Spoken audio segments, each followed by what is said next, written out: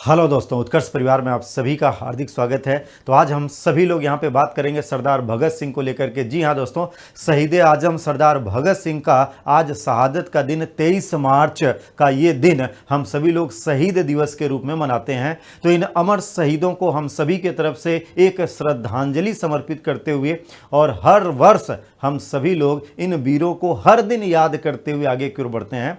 सरदार भगत सिंह के जीवन पर अगर एक नज़र डालें तो सरदार भगत सिंह का जन्म दोस्तों 28 सितंबर 1907 को हुआ था। इनका जन्म स्थान अगर देखेंगे तो ये लायलपुर है, जो कि वर्तमान में ये स्थान पाकिस्तान में, हालांकि उस समय ये अविभाजित भारत का अंग हुआ करता था, लेकिन अब ये लायलपुर का क्षेत्र पाकिस्तान में होता है।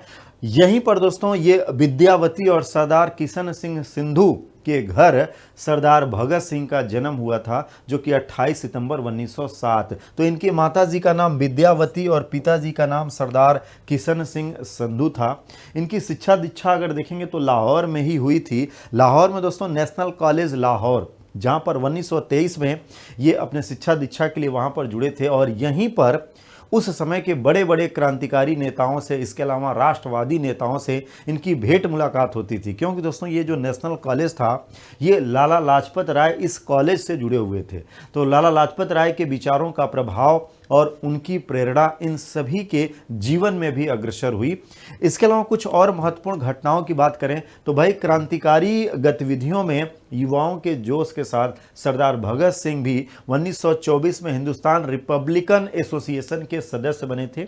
ये वही संस्था है जो सचिंद्र सान्याल के निर्देशन में 1924 में बनाई गई थी कानपुर में, फिर इसका हेडक्वार्टर आगरा में बनाया गया था। तो सरदार भगत सिंह ने भी इसकी सदस्यता आगे जाकर के ले ली थी। तो 1924 में ये हिंदुस्तान रिपब्लिक एसोसिएशन के भी सदस्य बन गए थे।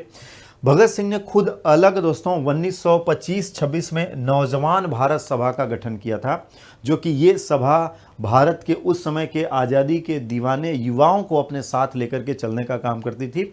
भगत सिंह की पहली गिरफ्तारी 1927 में करी गई थी। पहली बार दोस्तों इनको 1927 में गिरफ्तार किया गया था।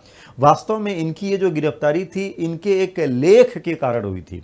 ये उन दिनों स्वतंत्रता आंदोलन की गतिविधियों को लेकर के और काकोरी जो ट्रेन एक्शन की घटना हुई थी, तो उसके संबंध में एक लेख इन्होंने लिखा था, जो कि इन्होंने ये लेख विद्रोही नाम से लिखा था। ध्यान रखना दोस्तों, ये क्रांतिकारी गतिविधियों में अपने सक्रियता के प्रारंभिक दौर में ये विद्रोही नाम से लेख लिखा करते थे, छद्म नाम से।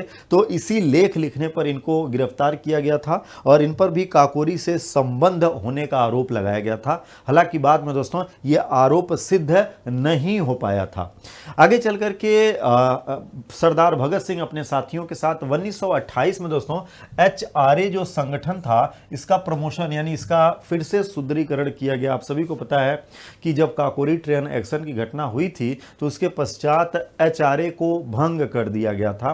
फिर 1928 में फिरोज शाह कोटला मैदान, जो कि दिल्ली में है, आज वर्तमान में उसको अरुण जेटली मैदान के रूप में जाना जाता है, वहीं पर दोस्तों हिंदुस्तान सोशलिस्ट रिपब्लिकन एसोसिएशन नामक संगठन बनाया गया, जो कि ये HRA से HSRA में परिवर्तित हो गया। और उस समय के जितने भी चर्चित युवा क्रांतिकारी थे, चाहे सरदार भगत सिंह हों, चाहे सुखदेव हों, राजगुरु हों, बटुकेश्वर हों या चंद्रशेखर आज़ाद हों, ये सभी वहाँ पर उपस्थित थे और इन सभी लोगों ने मिल करके ये संगठन यहाँ पे एक बनाया था।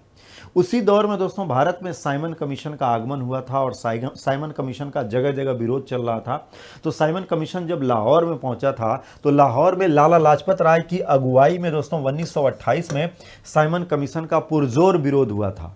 और वहाँ के तत्कालीन पुलिस अधीक्षक जो जेम्स ए स्कॉट उस समय वहाँ का तत्कालिक पुलिस अधीक्षक था, उसने लाठीचार्ज का आदेश दे दिया था, जिसमें लाला लाजपत राय गंभीर रूप से घायल हो गए थे और उसके पश्चात उनकी मृत्यु हो गई थी। तो लाला लाजपत राय के मृत्यु का बदला लेने के लिए उस समय के युवा क्रांतिकारियों ने, जो कि सरदार भगत सिंह के नेतृत्व में एक प्लान बनाया, और उस प्लान में इन लोगों ने दोस्तों वहाँ के जो तत्कालिक जो पुलिस अधीक्षक था जेम्स स्कॉट, जेम्स स्कॉट, इसको मारने का एक प्लान बनाया, इसको मारने का एक प्लान बनाया, इसकी हत्या का प्रयास किया। तो यही जो काम इन लोगों ने क्रियान्वित किया, इसके स्थान पे मारना तो चाहते थे जेम्स स्कॉट को, लेकिन इसके स्थान पे दोस्तों हत्या हो गई किसकी? जेपी सैंडर्स की। किसकी हत्या हो गई? तो जेपी सैंडर्स की हत्या हो गई 1929 में।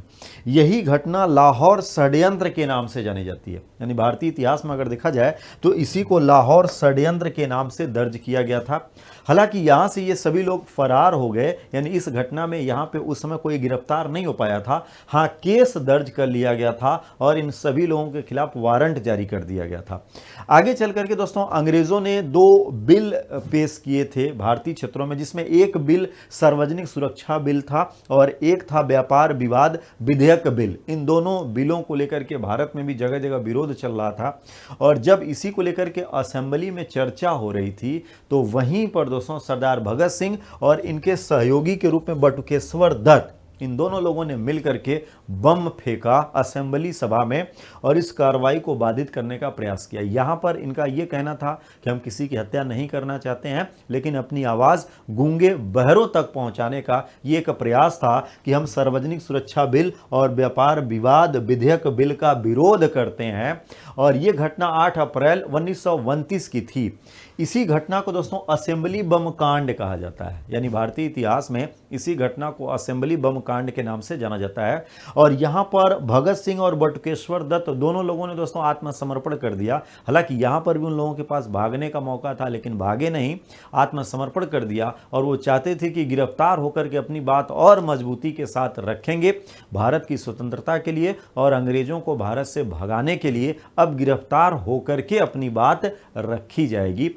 तो इस केस में इन दोनों लोगों को गिरफ्तार किया गया। इन दोनों लोगों पर मुकदमा चला, यानी सरदार भगत सिंह और बटुकेश्वर दत्त दोनों लोगों पर मुकदमा चला और इन दोनों लोगों को दोस्तों आजीवन कारावास की सजा हुई थी। ध्यान रखना, असेंबली बम कांड में भगत सिंह यानी सरदार भगत सिंह और बटुकेश्वर दत्त को दोस्तों आजीवन कारावास की सजा हुई थी इसमें। तो भगत सिंह आजीवन कारावास में, इनको जेल हो गई और यहाँ पे बटुकेश्वर दत्त इनके साथ। तो दोस्तों बटुकेश्वर दत्त और भगत सिंह का साथ ये यहीं तक था। इसके बाद भगत सिंह को आगे अन्य मामलों में भी लेकर के ब्रिटिश सरकार आगे की ओर बढ़ती है, लेकिन बटुकेश्वर दत्त का केस यहीं पर आजीवन कारावास की सजा से हो जाता है। और भारत की स्वतंत्रता के पश्चात 1965 में इनकी मृत्यु हुई, यानी स्वतंत्र भारत में बटुकेश्वर दत्त की मृत्यु होती है।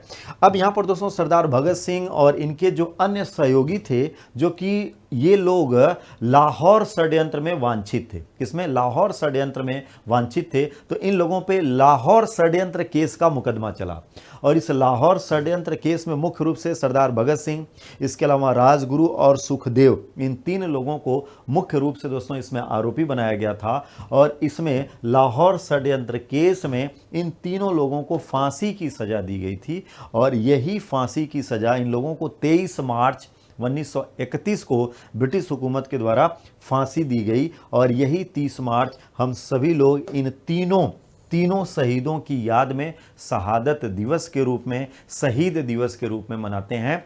तो ये भारत के स्वतंत्रता आंदोलन के दौरान दोस्तों युवा क्रांतिकारियों का जोश था और अंग्रेज़ों को हर हाल में भारत से खदेड़ने का पूरा प्रयास था। और इन्हीं अमर बलिदानों की देन है कि आगे चल कर के दोस्तों हम सभी लोग एक स्वतंत्र भारत की जो कल्पना किए थे, उस स्वतंत्र भारत में हम सभी लोग उपस्थित हुए और आज एक अखंड भारत को साथ लेकर के, स्वतंत्र मजबूत भारत को साथ लेकर के पूरा हिंदुस्तान आगे की ओर बढ़ रहा है। तो इन अमर शहीदों को अपने दिल में बसाए हुए, इनके सिद्धांतों को अपने जीवन में उतारते हुए आगे की ओर बढ़ें और भारत की अखंडता के लिए, भारत की एकता के लिए हमेशा प्रयासरत रहें। तभी जाकर के दोस्तों इन शहीदों का बलिदान जो होगा वो सफल होगा, अमर होगा और इन सभी के आदर्शों को हम सफल बना पाएंगे। जय हिंद।